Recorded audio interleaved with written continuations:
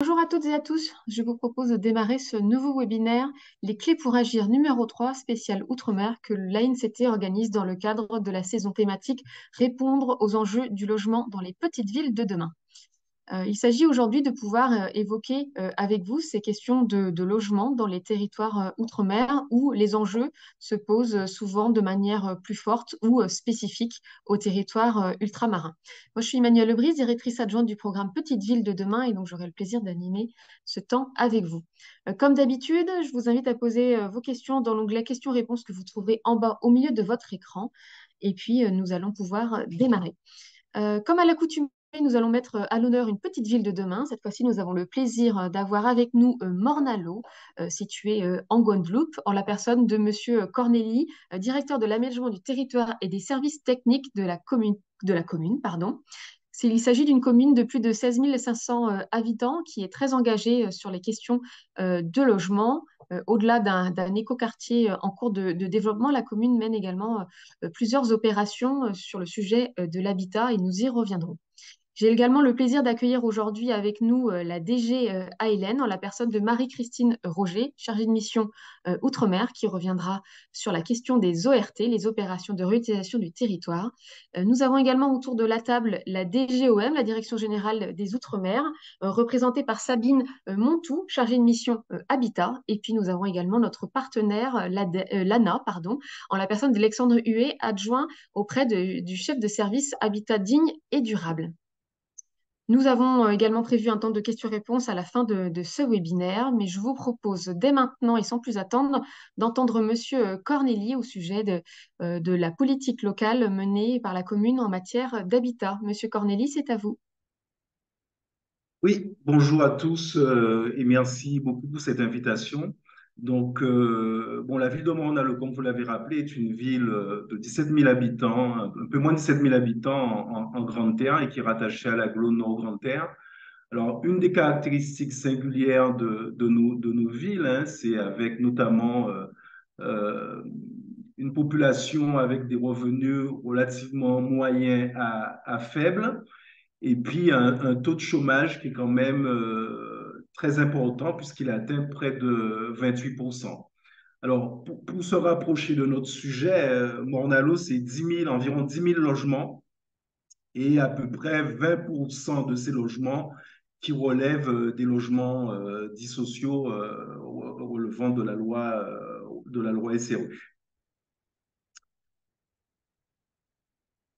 Alors, voilà un peu le périmètre de notre programme Petite Ville de demain, qui est aussi le périmètre de l'écoquartier Cœur de Gripon. Il s'agit, dans ce cadre, de renouveler la ville en repartant sous l'existant, hein. C'est de reconstruire la ville sous elle-même en s'appuyant à la fois sur le logement vacant disponible, mais aussi en remobilisant les dents creuses.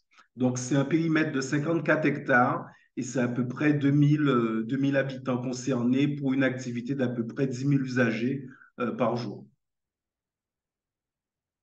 Donc voilà un peu le périmètre de notre écoquartier Cœur de Gripon vu en plan et avec quelques exemples de projets en cours ou à venir et notamment sous le volet logement avec à la fois la mobilisation de logements vacants, de la construction de logements neufs, petites parcelles sur dents creuses et puis essayer de restaurer le bâti patrimonial, les logements à valeur patrimoniale.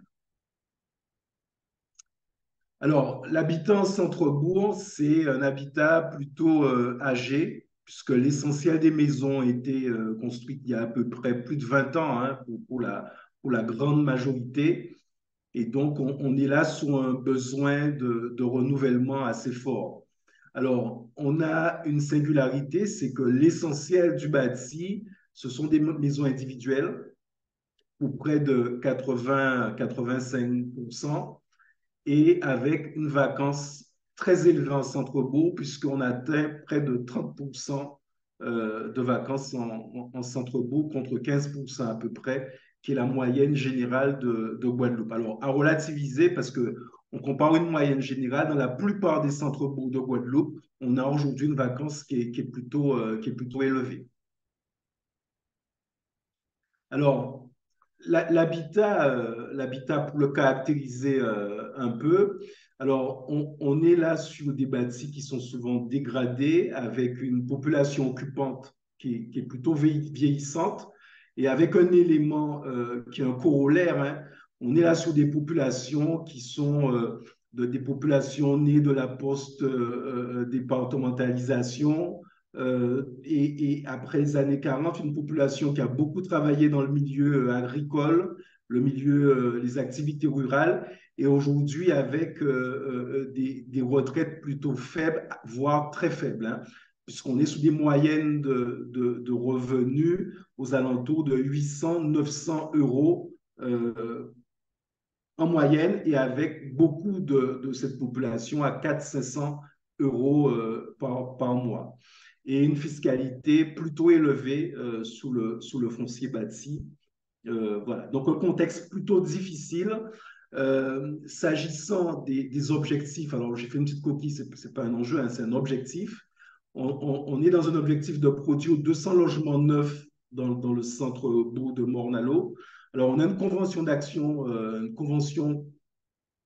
foncière qui flèche de la LBU. Donc, on a 300 logements LBU fléchés aujourd'hui sur le centre-bourg de Morne-à-l'Eau, ce qui facilite ou accélère, devrait faciliter ou accélérer l'intervention des bailleurs en centre-ville. Donc, on est là sur ce que j'évoquais, cette nécessité d'améliorer l'habitat privé, tout en l'adaptant au vieillissement et aussi aux enjeux de transition écologique. Et puis, on a aussi un défi à mobiliser le logement vacant et puis les parcelles dites d'encreuse, de manière à produire à peu près une centaine de logements, mais aussi, et c'est là aussi un des défis majeurs, équiper le bourg à travers des équipements qui peuvent aider à son attractivité, mais aussi à l'exercice de la citoyenneté. Voilà. Donc, sous ces deux éléments, à la fois l'amélioration de l'habitat et la production de logements neufs, on est plutôt aujourd'hui sur des activités très faibles, voire quasi inexistantes. Alors, sous l'amélioration de l'habitat, les difficultés qu'on vit et qu'on a évoquées, c'est une lisibilité et une légibilité des aides qui n'est pas toujours évidente pour les citoyens. Une difficulté, en tout cas, dans la fongibilité, dans le dialogue des différents intervenants. On a la difficulté du foncier qui revient, et puis une difficulté aussi en termes de mobilisation d'outils qui sont assez divers, mais avec une difficulté à les mettre en œuvre.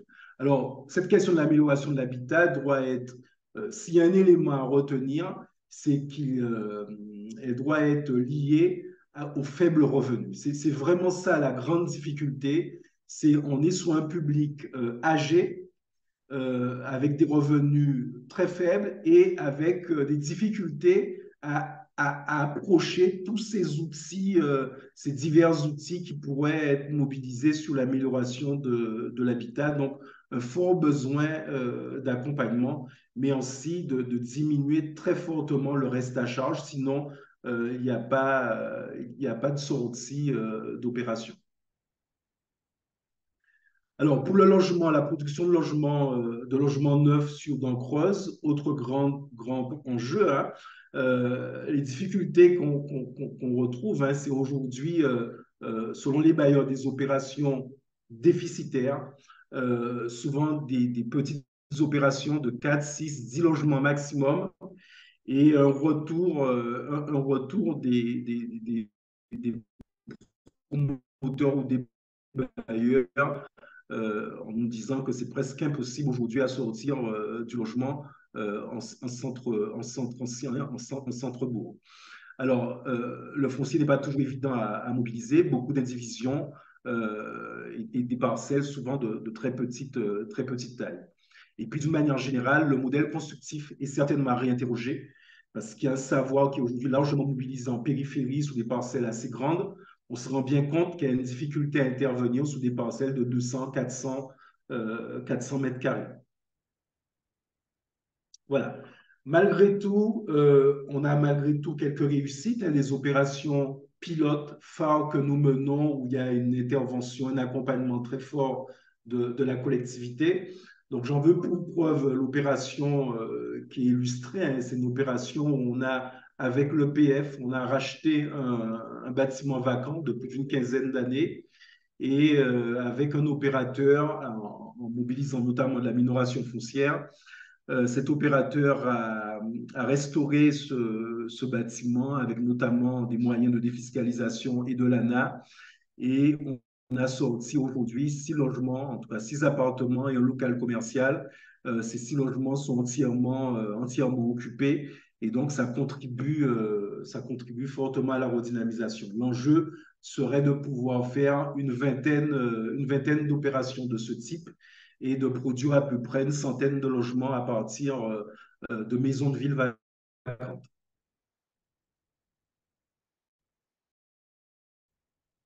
Autre opération, là, sur l'autre registre, c'est-à-dire la mobilisation de dents creuses. Là, on a remembré 4 dents creuses pour avoir un tènement un peu plus important d'à peu près 1000 mètres carrés. Et on est en train de livrer une très belle opération puisqu'elle est très ambitieuse et elle est cohérente avec la démarche d'écoquartier puisque c'est une opération certifiée HQE de 13 logements mixtes, du LLS, du PSLA et 2 logements dédiés aux seniors et avec ça 2 commerces. Donc là, c'est une très belle opération de centre-ville qui très certainement va donner une toute autre approche du logement aidé en centre-bourg et on espère être une opération très attractive pour la vie en centre-bourg. Alors, je passe sur les performances de cette opération mais c'est une opération labellisée HQE. Autre illustration que j'ai souhaité partager, qu'on a souhaité partager avec vous, c'est la fabrique prospective. On a été une des villes communes, des 8 communes, je crois, de mémoire de France, à avoir participé à cette fabrique prospective bien vieillir en ville.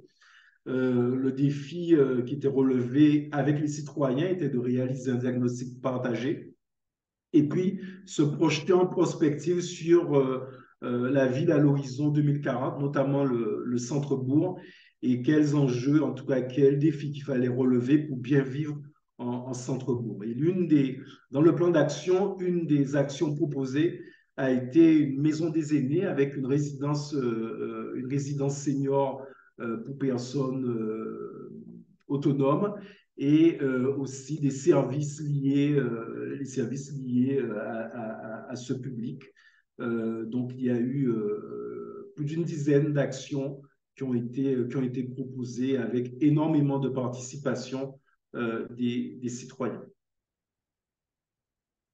Voilà, donc les prochaines étapes pour nous, c'est on travaille là sur le fonds friche, où on va carrément traiter un îlot avec plusieurs logements, mais sous la base de petites opérations. J'ai une petite illustration qui viendra vous aider à bien comprendre cette opération. On livre l'opération que je viens de présenter. Vous pouvez juste revenir, s'il vous plaît?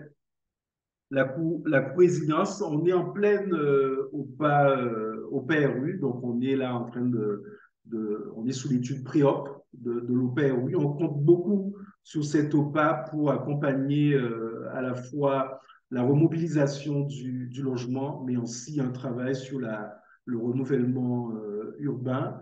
Et puis, on va aussi tenter de l'ARA avec les compagnons bâtisseurs, où on va accompagner sur toute une rue on va accompagner les propriétaires à faire de l'autoréhabilitation accompagnée.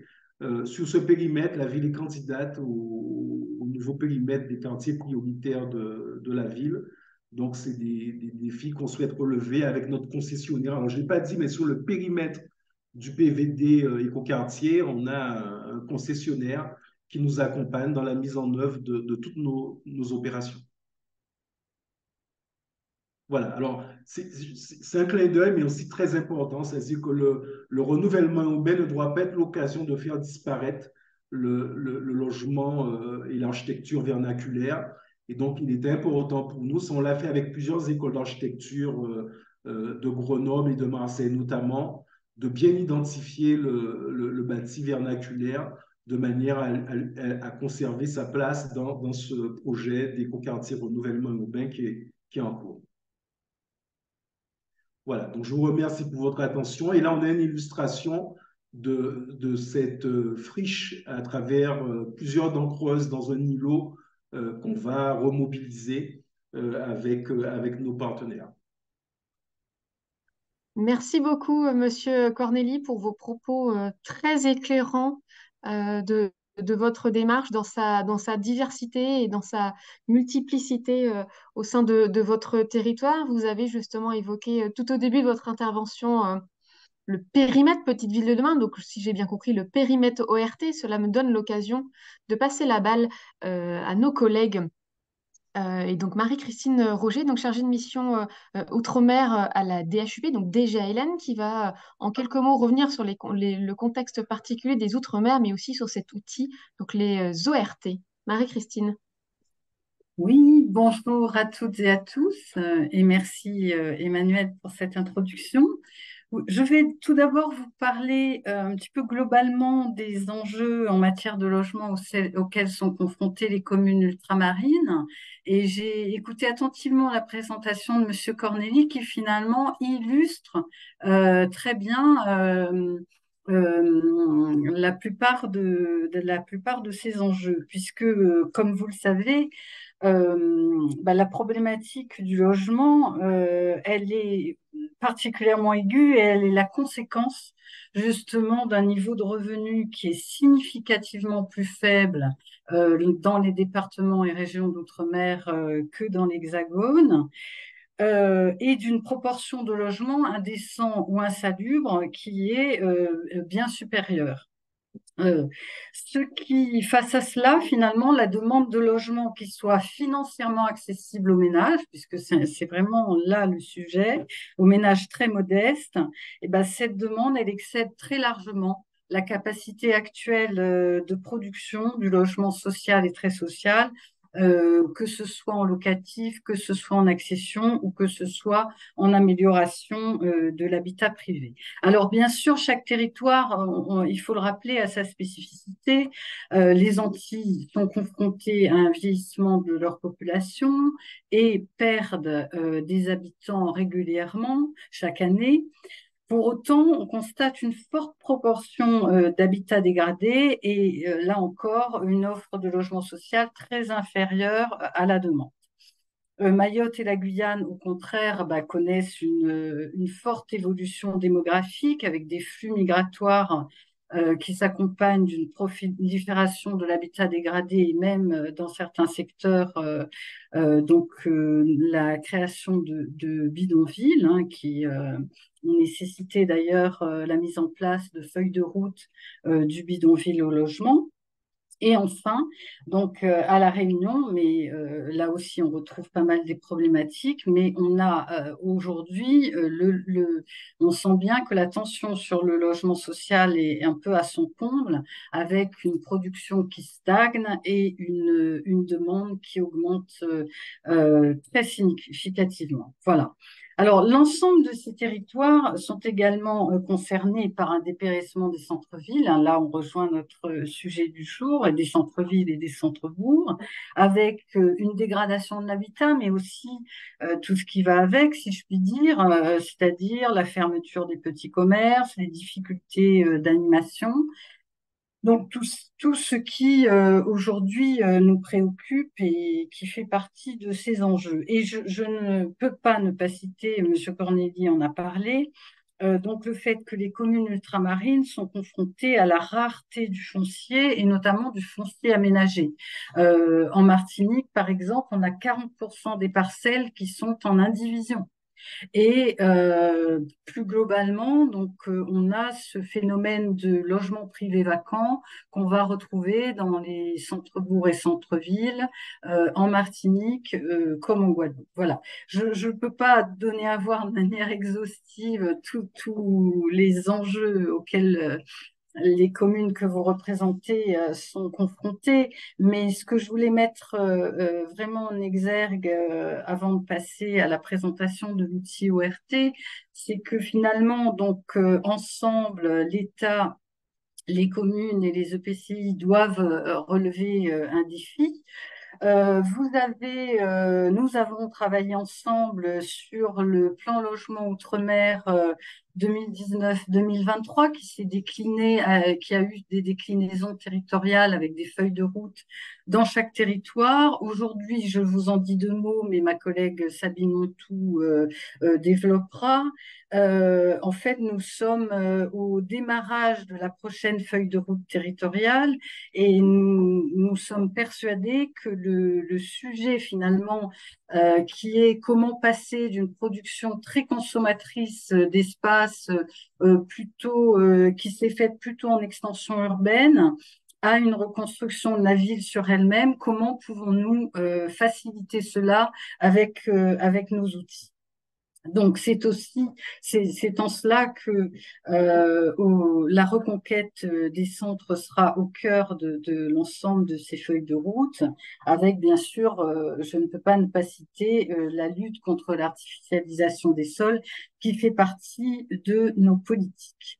Voilà. Donc maintenant, pour booster finalement et accompagner l'ensemble des outils. Hein. Donc, Lana va vous parler certainement beaucoup plus longuement des outils d'OPA peut-être.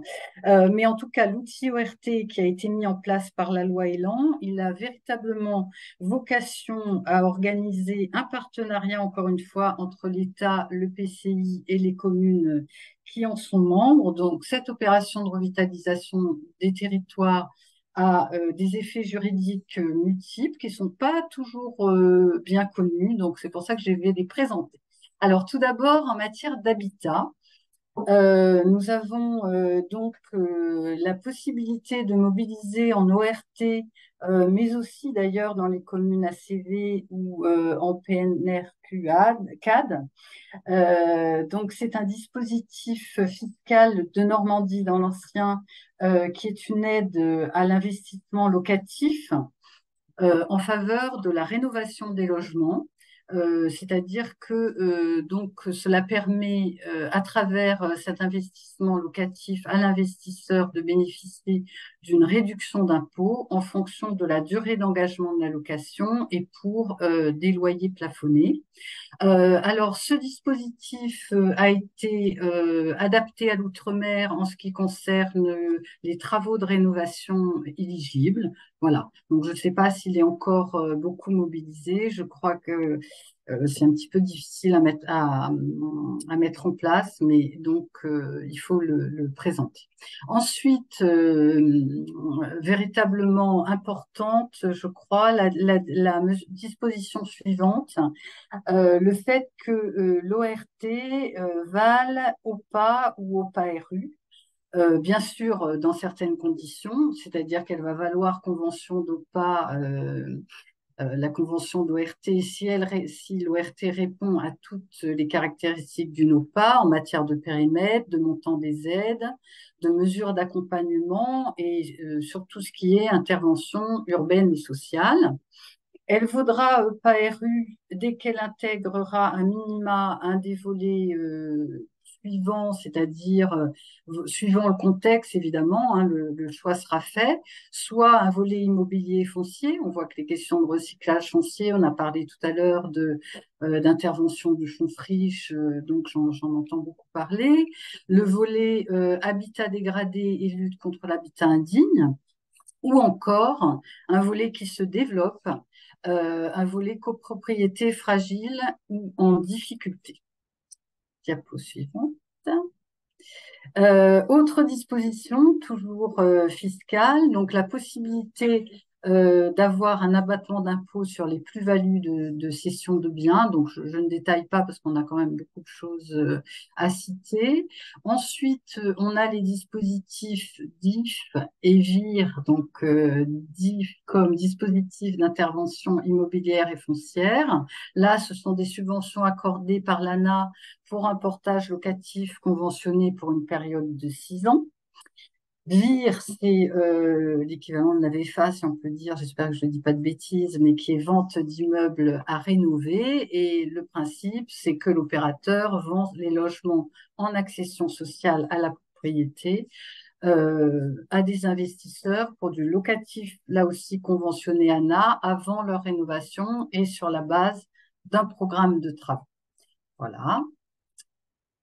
Ensuite, l'ORT permet aussi de mobiliser les procédures s'agissant des biens sans maître et des biens en état d'abandon manifeste. Et là, il y a véritablement une facilitation parce que la collectivité peut lancer une procédure de récupération de ses biens au bout de 10 ans contre 30 ans précédemment.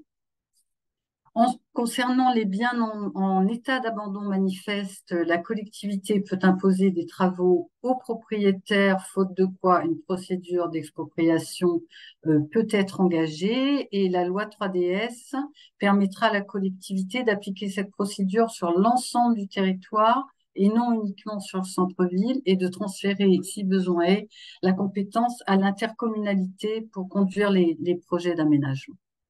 Voilà pour les mesures, les effets juridiques en matière d'habitat.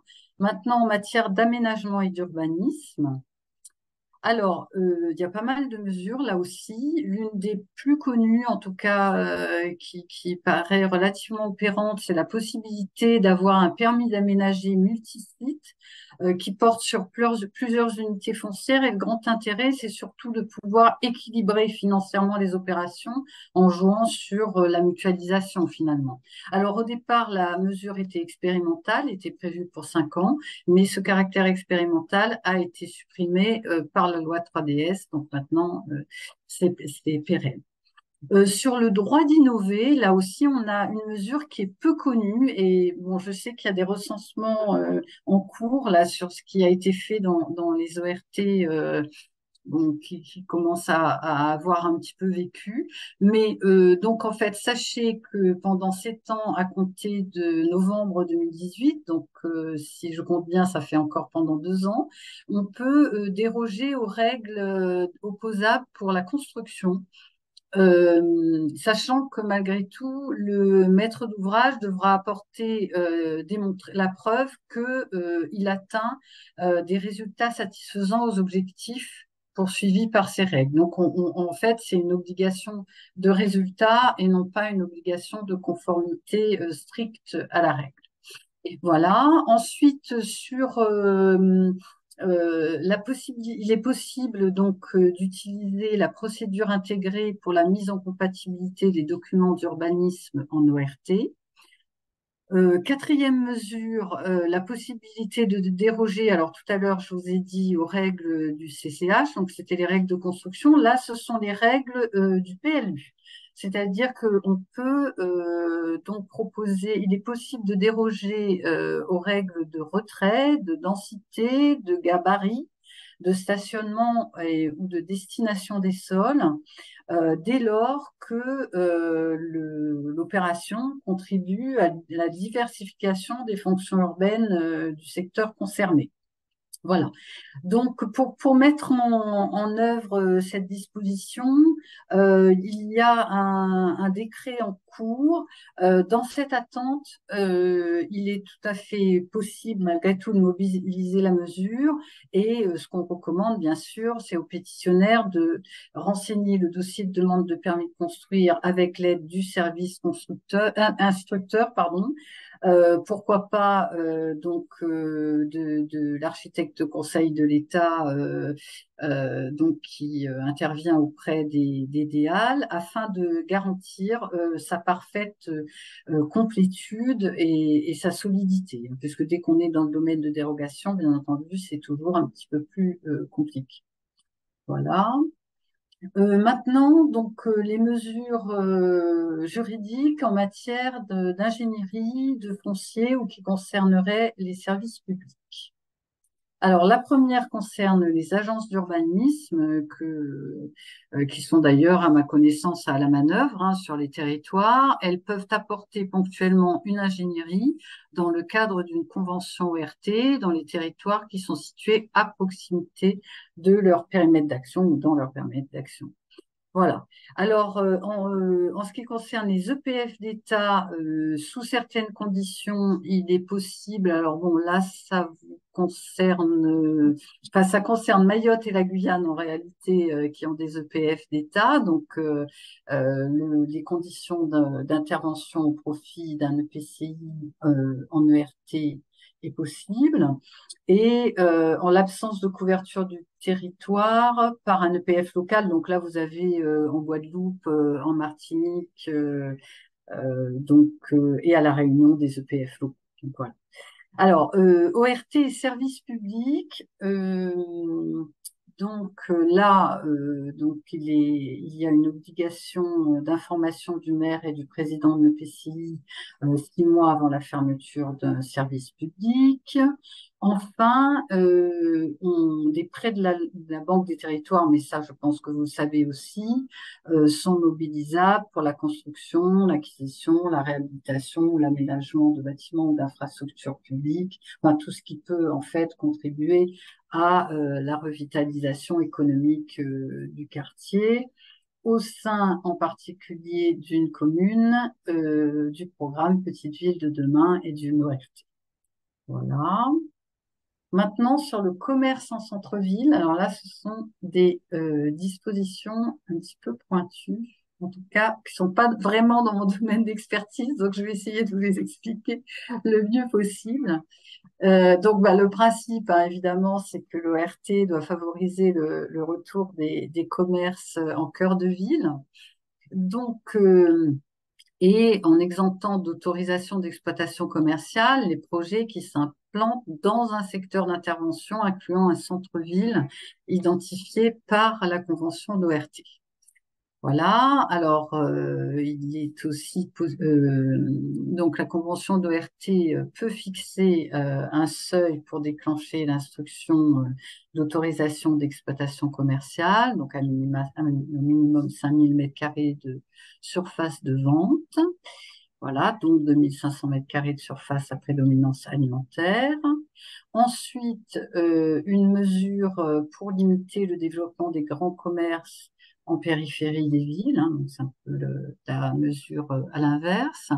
Il est possible pour le préfet de suspendre au cas par cas l'enregistrement et l'examen en commission CDAC de nouveaux projets commerciaux en périphérie des secteurs d'intervention de l'ORT qui comprennent un centre-ville et qui sont situés dans les communes de l'EPCI signataires de la convention d'ORT ou même dans un EPCI limitrophe, ce afin d'éviter qu'un projet commercial ne nuise aux actions de l'ORT qui sont de rapprocher les commerces du centre-ville. Voilà. Alors, en ce qui concerne cette fois la stratégie commerciale en ORT et la dispense de CDAC, donc il y a une expérimentation qui est menée sur 6 ans et qui vise à pouvoir dispenser de CDAC les projets commerciaux qui sont situés dans un EPCI, cette fois couvert par un SCOT qui lui-même comprend un document d'aménagement artisanal, commercial, éventuellement logistique, doté d'un PLU. Alors, le PCI doit être couvert par un SCOT, il doté d'un PLU intercommunal ou de PLU sur chaque commune, avec une convention de RT signée, bien sûr, et après accord de la Commission nationale d'aménagement commercial. Donc ça, c'est vraiment très pointu. Et je ne sais pas si finalement, d'ailleurs, dans vos territoires, il y a tant de SCOT que ça, je ne pense pas, hein, mais bon. Donc, Marie-Christine, est-ce oui, que vous pouvez tenter de conclure aller plus vite. rapidement, s'il vous J'ai plaît? fini, je crois, non. Enfin, il me semble qu'il me reste Pratiquement, une il reste slide. quelques slides effectivement un peu techniques si vous voulez Oui, bah bien. alors écoutez, je vais aller vite. Donc l'ORT prévoit un droit de préemption urbain renforcé. Donc ça, c'est une mesure aussi qui, semble-t-il, est très opérante. Et la dernière mesure, en fait, je crois que j'en ai terminé après. Il me semble qu'il en reste Euh, un petit slide après, mais je vous laisserai ah bon, conclure. d'accord, je vais un peu oublier. C'est la mise en demeure de réhabilitation d'une zone d'activité qui est rendue possible. Voilà, et la dernière que j'ai plus en tête, Eh alors c'est ça. ben non, vous aviez raison, c'est Ah moi bon, qui me suis d'accord, trompée.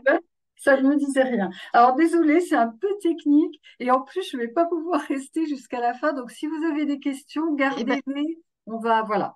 j'en ai une peut-être que vous pouvez répondre directement. Est-ce que vous avez un exemple concret qui illustre le droit d'innover? Non, justement, parce que quand je l'ai demandé à mes collègues, ils m'ont répondu qu'il y avait un recensement qui était organisé C'est vrai. en ce moment et qui visait justement à voir si ça avait été expérimenté ici et là, et donc ils ne savaient pas me dire. Donc, Voilà. le recensement comme l'a dit Marie-Christine, le recensement des beaux exemples de mobilisation des différentes facettes de l'ORT est en cours par la DGLN et devrait nous apporter dans les prochaines semaines les premiers éléments. Merci beaucoup, Marie-Christine. Je vous propose maintenant de laisser la parole à à Sabine Montou, pardon, si vous voulez bien prendre la main pour nous faire part aussi des éléments dont vous vouliez nous porter à connaissance. Merci beaucoup. Bonjour à tous. Vous m'entendez bien, tout le monde? Très bien. Parfait. Alors, mais peut-être avant de commencer par le rappel de la répartition des compétences entre la Direction générale des Outre-mer et l'ANA, je voulais juste peut-être vous représenter un petit peu la Direction générale des Outre-mer. Voilà, pour ceux qui ne connaissent pas très bien, voilà, vous replacez dans la galaxie des administrations centrales. Donc, la DGOM, c'est l'administration centrale hein, du ministère chargé des Outre-mer. Ce ministère, il a été rattaché auprès du ministre de l'Intérieur et des Outre-mer au mois de juillet 2022.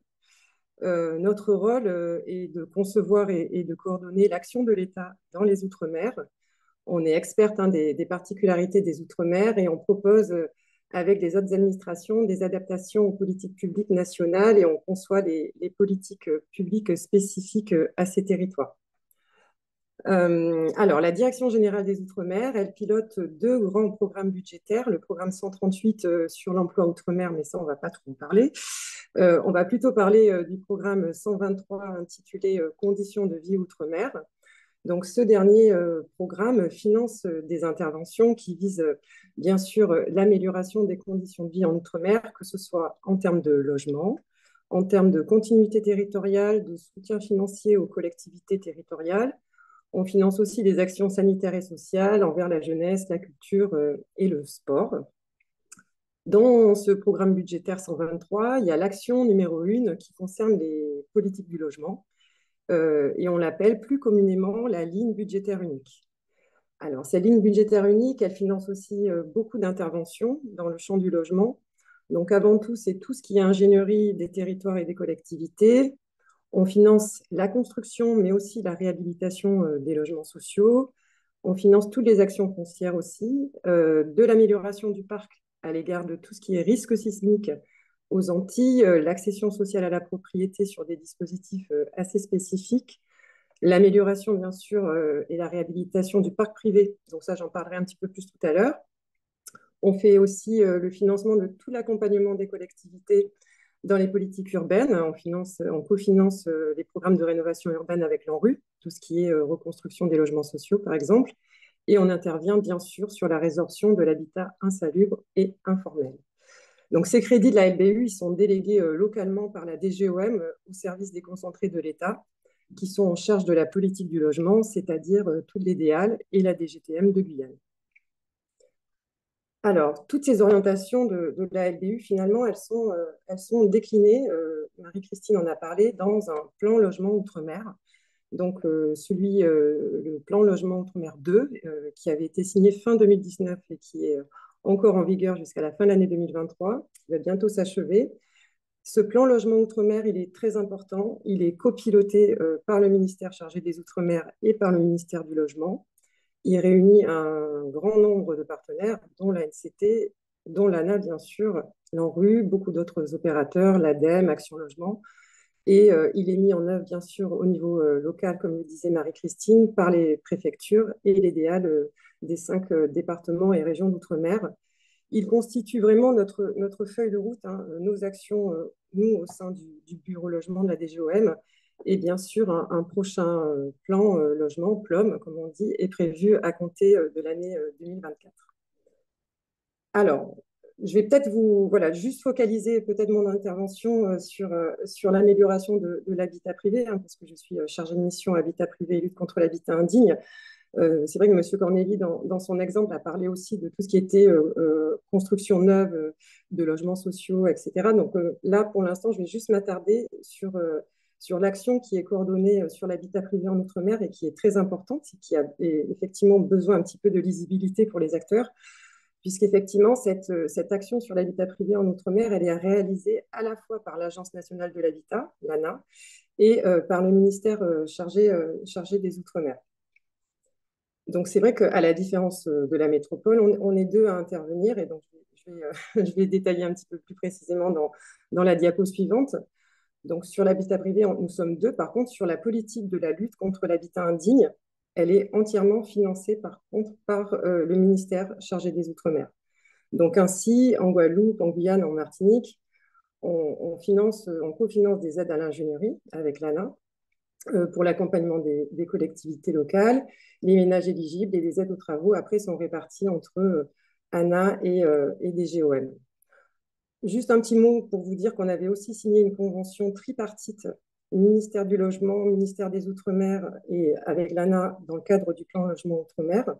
Donc aussi cette convention tripartite, hein, qu'on pourra aussi vous diffuser, elle nous a aidés et elle va encore nous aider à consolider les connaissances sur le parc privé en Outre-mer. Elle est très importante et elle est aussi mobilisée dans la construction de stratégies d'actions partagées pour tout ce qui est mis en œuvre dans les plans nationaux, notamment Action Cœur de Ville et là aujourd'hui Petite Ville de demain.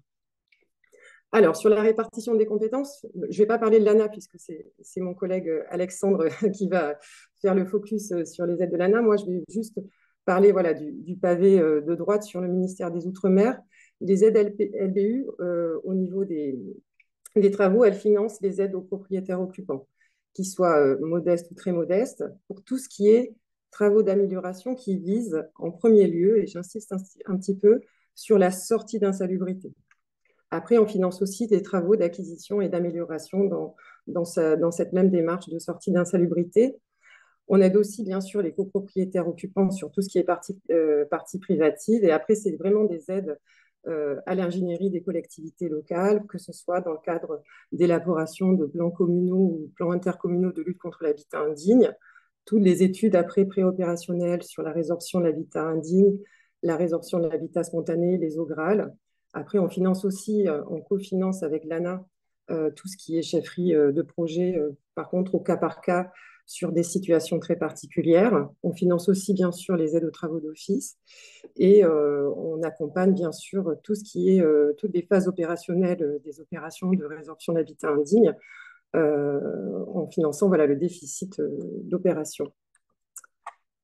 Sur la diapo suivante, alors je suis désolée, ce n'est pas totalement lisible, mais on voulait vous faire un petit focus sur vraiment les aides aux propriétaires bailleurs et occupants avec un petit état des lieux qu'on a fait en 2023. Alors, on a rajouté ma prime adapt, mais je laisserai aussi mon collègue Alexandre développer cette partie-là, mais c'est juste au moins, voilà, comme ça, vous avez à peu près le bon panorama qui va être mis en œuvre là d'ici le début de l'année 2024, les aides individuelles aux propriétaires bailleurs et propriétaires occupants.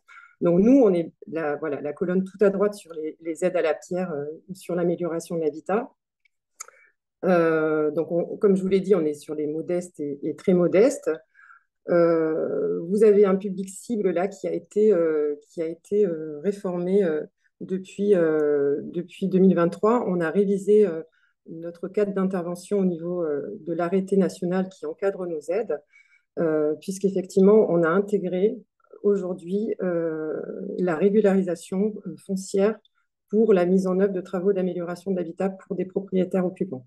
Enfin, voilà, ils sont dans une démarche de régularisation foncière et là, du coup, ils sont aujourd'hui éligibles à nos aides à l'amélioration de l'habitat. Donc ça, c'est une avancée assez importante. Après, on voulait aussi insister, mais après, peut-être que mes collègues aussi qui sont connectés, hein, mes collègues en DEAL ou DGTM pourront aussi préciser, on a un cadre national sur les aides à l'amélioration de l'habitat, voilà, qui se décline au niveau des DROM, mais après, chaque département, région d'outre-mer adapte et ajuste par arrêtés préfectoraux ces aides à l'amélioration de l'habitat et ces aides à l'acquisition de l'habitat. Donc, on pourra vous donner après des textes réglementaires, enfin un petit vadémécum sur ces aides à l'amélio, mais voilà, il faut que vous vous contactiez et vous rapprochiez le plus possible des services déconcentrés de l'État, des halles, pour avoir des précisions sur les aides disponibles au sein de chaque territoire d'outre-mer.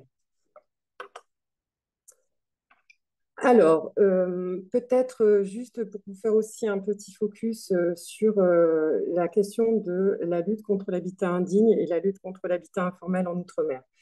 On a un texte socle qui est la loi du 23 juin 2011 sur la résorption de l'habitat indigne et informel en outre-mer.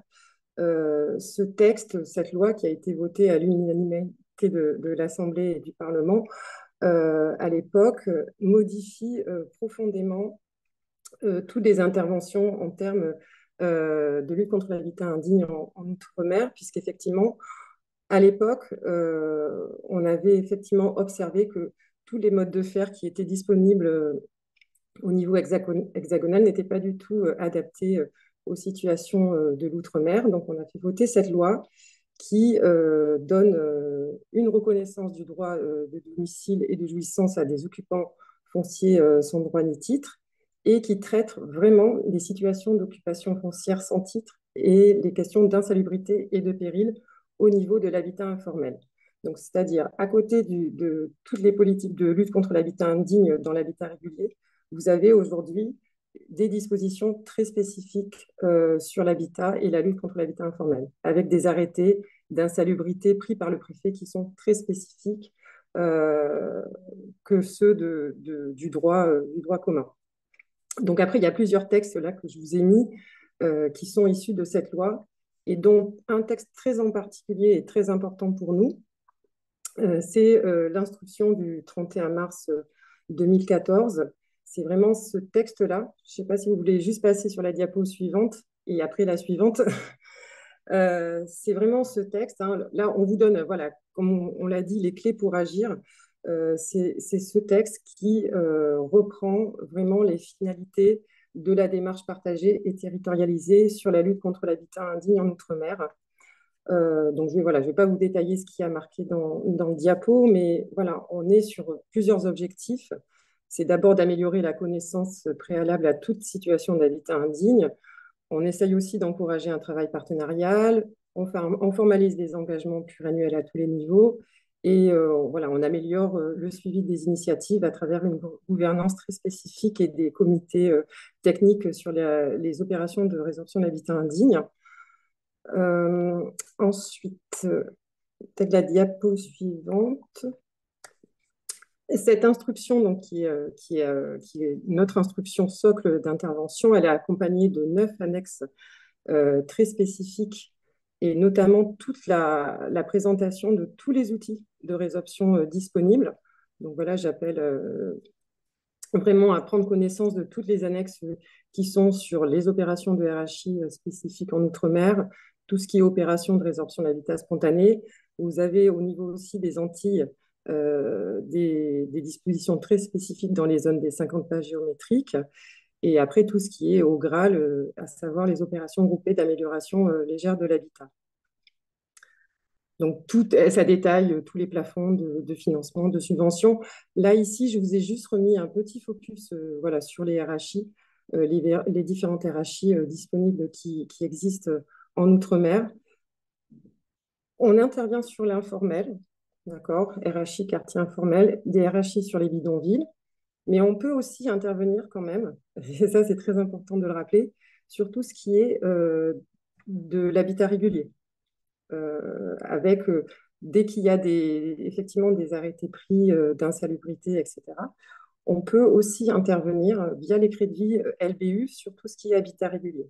La LBU n'est pas destinée que à résoudre l'habitat, les conditions insalubres de l'habitat informel. On vient aussi en intervention sur tout ce qui est financement d'opérations, même dans l'habitat régulier.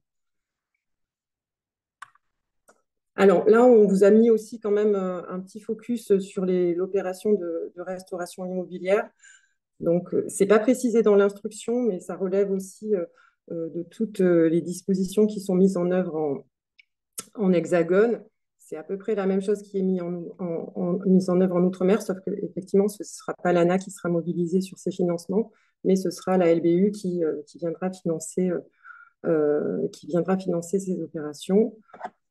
Je ne vais pas m'attarder là-dessus non plus. Peut-être juste pour vous dire un mot sur la thyroïde, parce que ça revient aussi beaucoup dans les échanges que j'ai pu lire.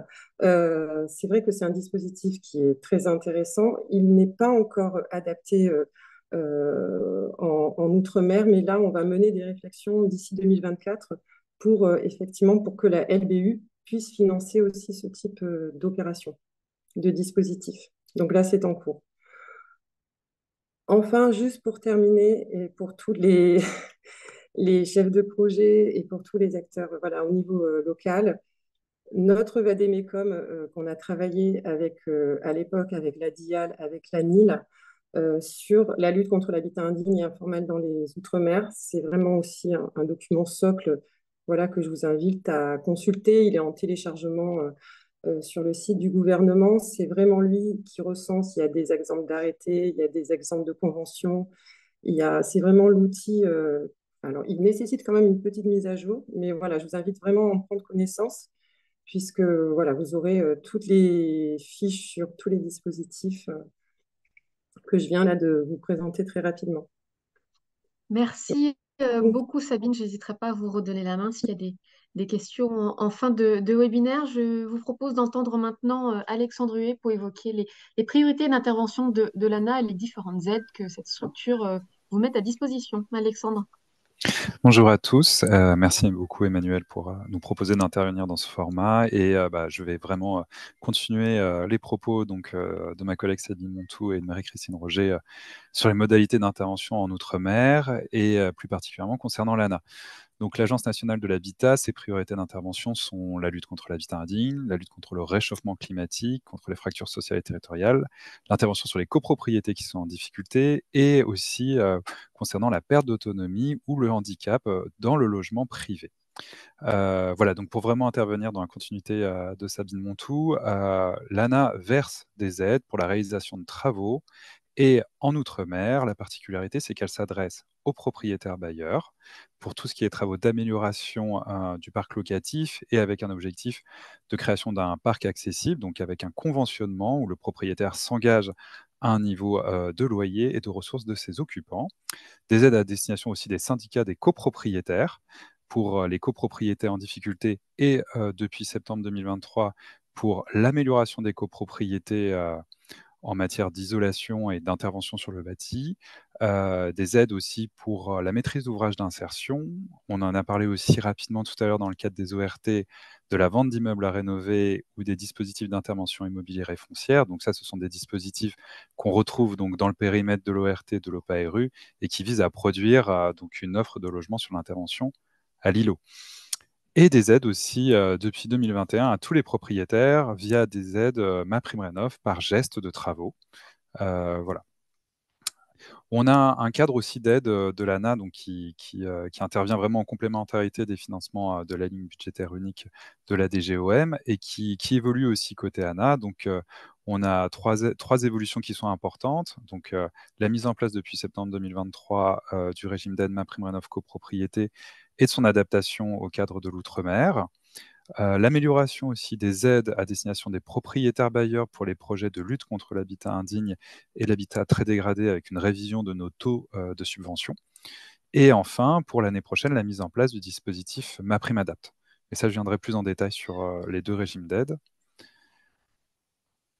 Donc, bien sûr, ces financements en matière de travaux s'adossent sur des financements en ingénierie à destination des collectivités.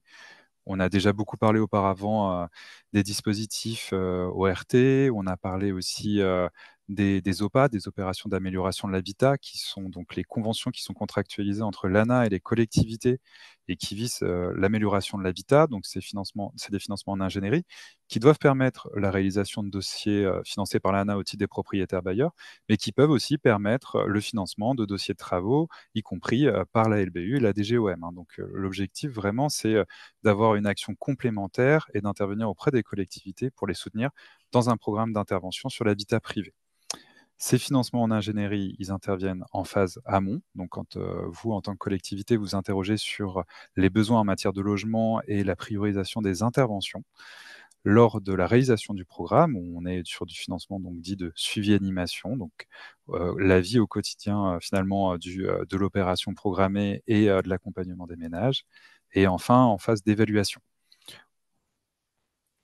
Voilà, donc quelques chiffres un peu pour montrer cette intervention en Outre-mer. Donc, on a actuellement 9 OPA avec un volet renouvellement urbain, donc opération d'amélioration de l'habitat avec un volet renouvellement urbain. Une OPA centre-bourg, donc on est vraiment là aussi dans les cœurs historiques de petites villes de demain, hein, donc déjà une contractualisation qui avait déjà lieu en Outre-mer. Et donc, on retrouve voilà, ces dispositifs vraiment sur l'ensemble des Outre-mer, que ce soit en Guadeloupe, en Martinique, en Guyane, à Mayotte ou à La Réunion. Donc, ces interventions en termes de travaux, comme j'indiquais, elles s'ajoutent aussi à la mise en place de MaPrimeRénov' par geste.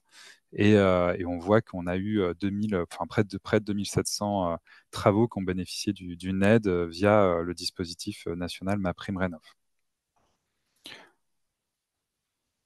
Alors, pour vous présenter un peu plus en détail donc le nouveau dispositif qui est en place depuis septembre 2023 en Outre-mer, donc MaPrimeRénov' copropriété, c'est un dispositif qui avait déjà été mis en place en 2021 en métropole et qui a été adapté justement pour répondre mieux au cadre de l'Outre-mer, notamment sur la question de la prise en charge des travaux, des types de travaux réalisés, vu qu'en métropole, on est sur des questions de gain énergétique. Et là, il fallait s'adapter justement au programme de travaux réalisés en Outre-mer. On est sur des enjeux complètement différents, mais que vous connaissez bien mieux que moi. Les conditions d'éligibilité du programme sont d'avoir, donc on est sur du bâti achevé depuis plus de 15 ans, hein, voilà, on est sur l'habitat ancien existant. On est sur des copropriétés qui doivent être immatriculées au registre national des copropriétés. Ça, c'est pareil, c'est une disposition qui est commune sur l'ensemble du territoire national. Et on doit avoir la production d'une fiche état de la copropriété qui doit notamment expliquer comment cette copropriété fonctionne, que ce soit en matière de gestion que de programme de travaux. L'ensemble, c'est vraiment d'avoir une visibilité sur la copropriété et de ne pas rater finalement une difficulté ou un problème plus important de fonctionnement de la copro. On est sur de l'habitat, donc on a 75% de lots ou de tantièmes qui sont affectés à l'habitation principale.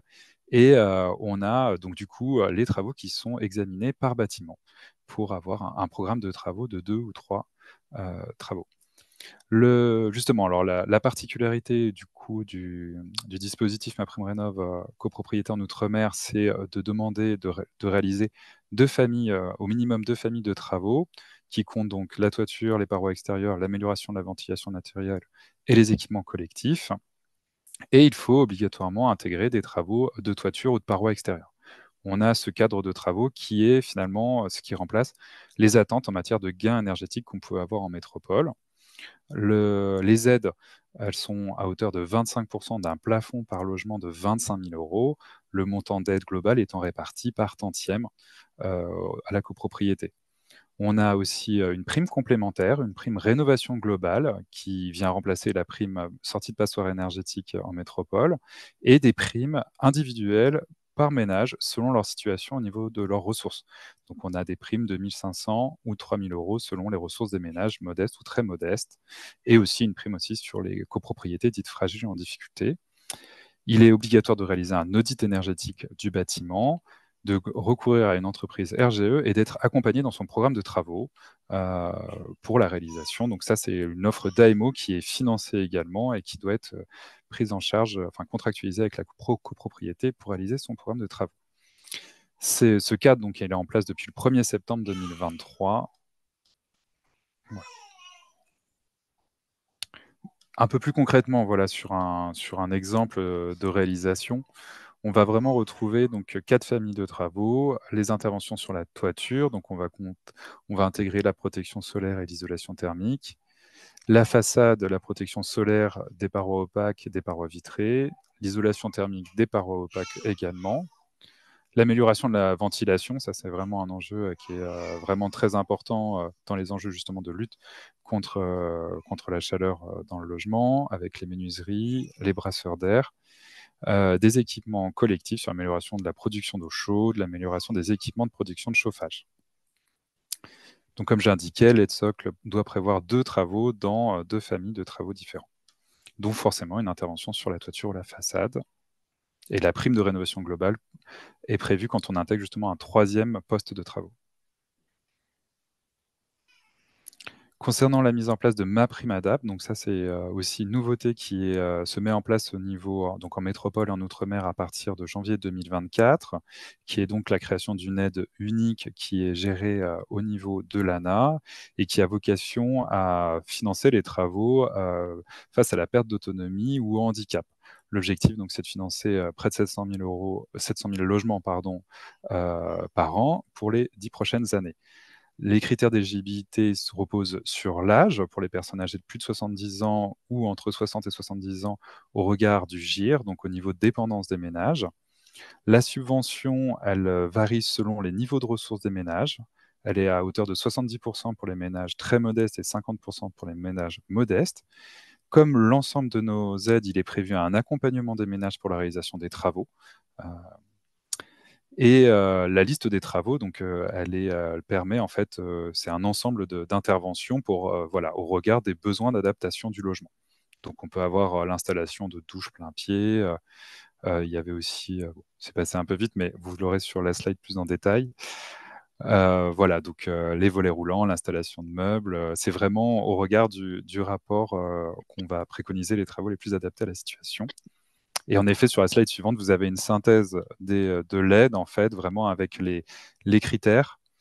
Bien sûr, pardon, je ne l'ai pas bien précisé, sur les personnes souffrant d'un handicap n'ont pas de condition d'âge. Hein, c'était vraiment, c'est la perte d'autonomie où on a la prise en compte de l'âge à partir de 60 ou de 70 ans. Mais pour les personnes handicapées, il n'y a pas de condition d'âge. Le plafond de l'aide, je ne l'ai pas précisé, il est de 22 000 €, donc 60 ou 50%, 70 ou 50% d'un plafond de 22 000 €. Voilà, et donc c'est une aide qui sera mise en place à partir de janvier 2024, et on a déjà donc une ouverture de l'information sur MaPrimeAdapt' sur notre site France Rénov'. Merci beaucoup, Alexandre. Sabine, Alexandre, il me semble qu'il y a une question qui vous est adressée, à savoir quelle distinction on peut faire entre une OPA et un PILHI. Je ne sais pas lequel des deux veut se lancer. Je pense que Sabine, ce sera toi qui sera la plus à Oui, même de bien. répondre. Enfin, si tu veux, je peux répondre. Non, non, bien sûr. Alors, c'est vrai que la différence, elle est un peu ténue. Après, la seule différence, c'est que vous financez pas les PILI. Hein, voilà. Exactement. Non, non, bah, La différence, elle est vraiment au niveau financier. Après, le PILI est vraiment axé sur l'habitat indigne, vraiment très spécifiquement. Hein. On est vraiment dans ce registre-là. Il peut y avoir du suivi animation dans le PILI, mais voilà, c'est aussi que cofinancé, financé pardon, par la LBU. L'avantage de l'OPA, et c'est vrai que nous, on est plus dans l'encouragement et le développement et le déploiement d'OPA, c'est que, bon, déjà, c'est cofinancé par l'ANA, déjà, c'est bien. On peut aussi participer, nous aussi, via la LBU, à tout ce qui est cofinancement. Hein. Il y a des OPA où, effectivement, pour aller, c'est pas dans le cadre d'OPA RU, c'est des OPA simples. Je crois que vous financez à hauteur de 35%, il me semble, à l'ANA. Mais nous, on peut aller peut aller jusqu'à 50%. Voilà, on cofinance et on appuie un petit peu pour effectivement réduire après la part d'intervention de la collectivité. Donc, c'est surtout là les petites différences qui existent sur ces deux dispositifs. Euh, voilà ce que je peux dire. Merci beaucoup, Sabine. Je vous propose, Monsieur Cornély, éventuellement, si le son est toujours bon, de vous entendre. Est-ce que parmi l'ensemble des dispositifs qui ont été présentés, voilà, vous retrouvez un peu ce que vous avez pu mobiliser? Est-ce qu'au contraire, vous avez encore remarqué ou observé de nouveaux dispositifs que vous pourriez encore mobiliser pour compléter votre intervention localement?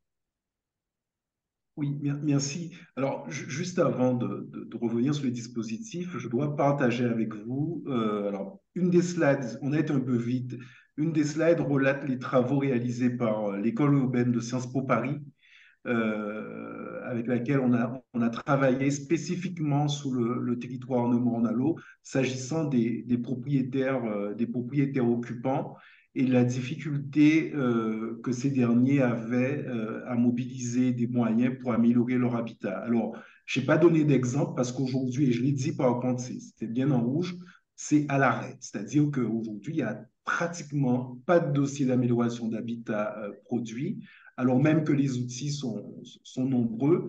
Et donc là, ça doit vraiment nous alerter, c'est qu'il y a un problème, ça ne va pas. On ne peut pas être dans un territoire avec autant de difficultés d'habitat et produire si peu ou voire pas du tout d'opérations dans un périmètre comme celui de Cœur de Ripon. Alors, nécessairement, sous les outils qui ont été présentés, il y a des outils où j'ai vu des éléments qu'on avait un peu passés rapidement.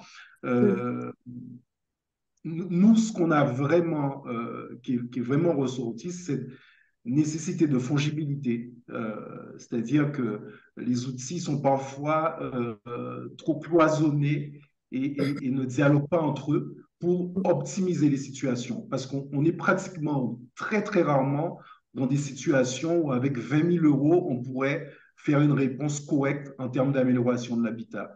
Et donc, il faut cette fongibilité à la fois avec les collectivités locales et avec les outils État, ANA ou LBU, de manière à sortir des opérations plus à la hauteur des besoins. Mais oui, il y a des outils intéressants. En tout cas, la présentation de Mme Montouche est très intéressante parce qu'elle globalise vraiment toute l'architecture. C'est important que ce soit compris pour bien dialoguer avec les services déconcentrés de l'État. Et puis l'ANA, en tout cas, nous, on s'est lancé sur l'OPA, on compte beaucoup sur l'ANA pour trouver des outils via l'OPA pour voilà, avoir une approche globale de l'intervention pour les divers pétitionnaires du territoire.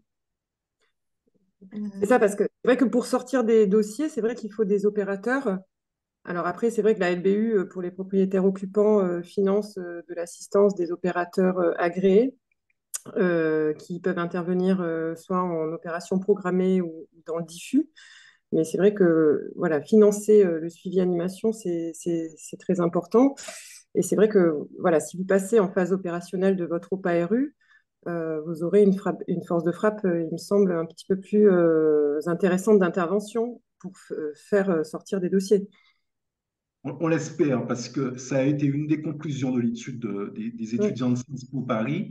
mm, Et on a rencontré pas mal d'AMO qui nous disent mm, aujourd'hui les moyens qui nous sont alloués au regard de la population locale en termes d'accompagnement ne mm, sont pas du tout à la hauteur. Ils estiment qu'ils ne peuvent pas sortir des dossiers qualitatifs vu le besoin d'accompagnement lié à ces populations et les mm, moyens qui sont mis en face dans le droit commun. Donc là aussi, on va profiter pour faire remonter ce sujet. Il y a un mm, vrai besoin de renforcer l'accompagnement dans ce mm, territoire. Et on ne le dit pas pour comment dirais-je, pour donner une image négative de nos territoires. Électronisme, illettrisme, mm, personnes très âgées, avec mm, des parents qui, par obligation, les enfants quittent le pays, rejoignent l'Hexagone, les parents sont isolés et ils ne se retrouvent pas et ils n'arrivent pas et donc l'accompagnement, en tout cas, on pense qu'il faudrait renforcer les moyens d'accompagnement pour qu'on puisse optimiser la sortie des opérations. Ouais. Alors, c'est vrai il est maintenant rendu obligatoire, hein, l'accompagnement des ménages qui s'engagent dans une opération d'amélioration de l'habitat propriétaire-occupant. Alexandre, c'est aussi pour ma prime adapt. Oui, Voilà, tout à fait, oui. C'est prévu. C'est prévu aussi pour les copropriétés. La notion d'accompagnement, en effet, elle est indispensable, notamment à la fois pour les programmes de travaux et la mobilisation des aides. tout à fait. Ça, Merci. c'est clair. Pardon, vas-y, Emmanuel, excuse-moi. Je voulais vous proposer S'il vous plaît, d'entendre Madame Amélie. Éric Lenoir, chef de projet Outre-mer à l'ANCT. Oui. Oui, bonjour Emmanuel, bonjour à tous et toutes. Je vous ai rejoint un peu en retard, désolé.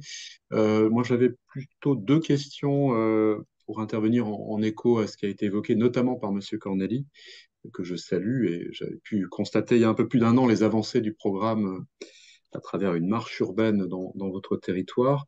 La première, c'est sur cette question de la bonne mobilisation des différentes aides financières. Vous évoquez la question de la fongibilité des aides et au-delà de cette question de la fongibilité qui pose une série de questions pratiques, plutôt moi la question de la complémentarité des aides et en particulier des OGRAL d'une part et des interventions au titre des OPA-RU d'autre part. Il me semble, sauf erreur de ma part, et vous allez pouvoir nous répondre, l'ANA et la DGOM là-dessus, qu'il peut être envisagé deux temps d'intervention, l'OGRAL étant plus circonscrite en termes déjà, je crois que c'est plafonné à 12 000 ou 12 500 euros. En termes de catégorie d'intervention, peut-être rétablir des conditions de sécurité, si on peut dire, par rapport à l'accès à la maison ou à la toiture, je ne sais pas. Est-ce qu'il peut être combiné et à quelles conditions, donc des aides au titre de l'OGRAL et de l'OPA-RU pour deux catégories de travaux successifs, si on peut dire? Donc ça, c'est mon premier questionnement. Le deuxième, ça rejoint ce que Sabine, vous avez aussi évoqué rapidement et qui nous est beaucoup remonté dans le cadre de nos travaux sur, d'une part, la feuille de route Cœur de Ville Outre-mer il y a déjà 3 ans, mais aussi là sur celle qu'on termine en ce moment sur Petite Ville de demain, c'est la difficulté effectivement à trouver des opérateurs, y compris à La Réunion. Moi, j'étais fin juin à La Réunion au club PVD ACV. La ville de Saint-Pierre nous disait qu'elle avait eu un marché infructueux 2 fois de suite pour trouver des opérateurs pour accompagner l'OPA-RU. Alors, j'avais eu des échanges avec la fédération Solia nationale qui elle-même avait cette préoccupation, c'est que leurs structures locales n'ont pas forcément les compétences mobilisables pour ce faire. Est-ce qu'il n'y a pas un chantier envisagé pour aider justement à former des opérateurs qualifiés qui vont pouvoir intervenir dans la proximité, puisqu'on ne peut pas faire ça depuis Paris, bien évidemment, pour accompagner les OPA-RU qui sont supposés se déployer assez fortement au-delà d'ACV dans le cadre de PVD. Si on n'a pas d'opérateur, ça ne marchera pas. Qui veut réagir ou répondre à Éric avant d'en terminer avec notre webinaire du jour? Alors, du coup, je vais essayer de répondre assez rapidement. Juste sur l'OGRAL. C'est vrai que l'OGRAL, c'était un dispositif expérimental qui a été beaucoup d'ailleurs expérimenté à La Réunion, où il y a vraiment vraiment un retour d'expérience qui peut être diffusé aux autres territoires, notamment en Guadeloupe, hein, puisqu'il n'y a pas eu d'OGRAL hein, qui a été déployé. L'OGRAL, c'est d'abord destiné à des occupants sans droit ni titre. D'accord. Et c'est vrai que plutôt en OPA, on est plutôt sur des propriétaires, notamment s'ils sont soumis au dispositif des aides aux travaux, qui doivent justifier la détention d'un droit réel immobilier. Hein. L'OGRAL, on est vraiment sur des opérations de travaux dans l'urgence, effectivement, très rapides, de mise en sécurité de logement et qui sont très limitées. C'est vrai qu'aujourd'hui, avec l'ouverture de l'amélioration de l'habitat à ses occupants sans droit ni titre, en fait, l'OGRAL est un petit peu remise en question, puisque aujourd'hui, ils peuvent bénéficier de l'obtention de subventions pour des travaux plus lourds en rentrant aujourd'hui dans notre dispositif AH. Donc, c'est vrai que l'OGRAL, elle est re-questionnée aujourd'hui. Voilà si c'est encore utile. Alors, elle est peut-être encore aujourd'hui peut être utile dans certains territoires, Guyane et Mayotte, mais dans les autres territoires, Martinique, Guadeloupe et à La Réunion, elle est peut-être remise en cause. Voilà, c'est les réflexions là qu'on est en train de mener au niveau du ministère des Outre-mer. Après, sur le sujet d'opérateurs, évidemment, on est bien sûr conscient des difficultés qui sont présentes sur ces territoires. Mais on travaille avec les grandes fédérations aussi nationales pour voir comment on peut les mobiliser. C'est vrai que Soulia, ben, on a une convention de partenariat. Il faudrait voir aussi avec l'ANA, à travers son réseau aussi, les conventions qu'ils peuvent avoir aussi avec d'autres opérateurs nationaux, si on peut aussi y travailler. Voir comment aussi on peut faire émerger des organismes au niveau local. Ça, c'est aussi des pistes. Mais c'est vraiment un sujet qui sera mis voilà, au cœur du prochain plan logement outre-mer. Ces plans logement outre-mer, comme on l'avait dit avec Marie-Christine, ils seront aussi déclinés au niveau territorial.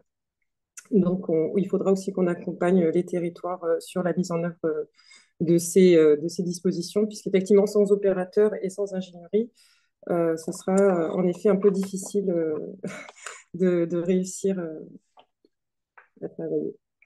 Merci beaucoup, Sabine. Je vous propose, Monsieur Corneli, de reprendre la main. Je crois vous avoir coupé tout à l'heure. Je vous laisse le dernier mot de ce webinaire avant de Bon, conclure. c'est très, très gentil de laisser ce mot au territoire.